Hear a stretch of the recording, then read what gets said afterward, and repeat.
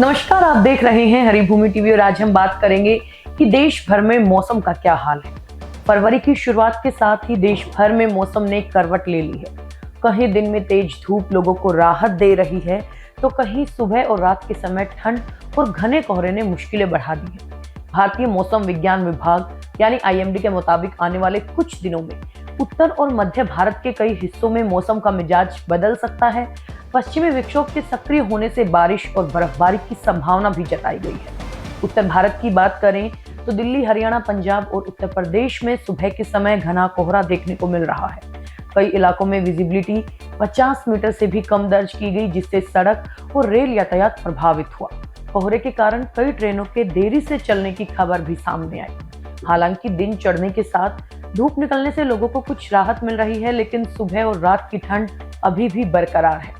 हरियाणा में फरवरी की शुरुआत दो अलग अलग मिजाज के साथ हुई। दिन में खिली धूप के चलते अधिकतम तापमान में हल्की बढ़ोतरी दर्ज की गई, वहीं न्यूनतम तापमान में गिरावट के कारण रात और सुबह की ठंड बढ़ गई है। IMD चंडीगढ़ के अनुसार राज्य में तापमान में लगातार उतार चढ़ाव बना हुआ है।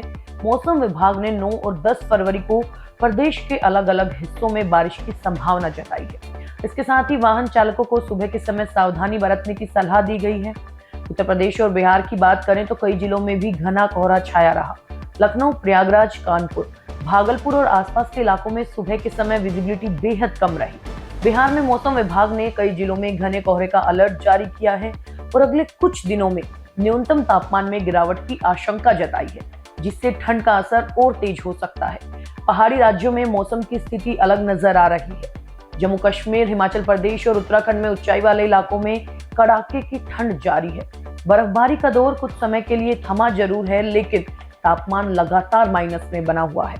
उत्तराखंड के बद्रीनाथ में न्यूनतम तापमान -20 डिग्री सेल्सियस और केदारनाथ में -15 डिग्री तक दर्ज किया गया। हिमाचल प्रदेश के लाहौल स्पीति स्थित हुकुमसेरी क्षेत्र में तापमान -12 डिग्री से नीचे चला गया है और कई इलाकों में पाले की स्थिति भी बनी हुई है, जिससे फसलों को नुकसान की आशंका है। मौसम विशेषज्ञों के अनुसार देश के उत्तरी हिस्सों में अगले 5 दिनों के भीतर 2 पश्चिमी विक्षोभ सक्रिय हो सकते हैं।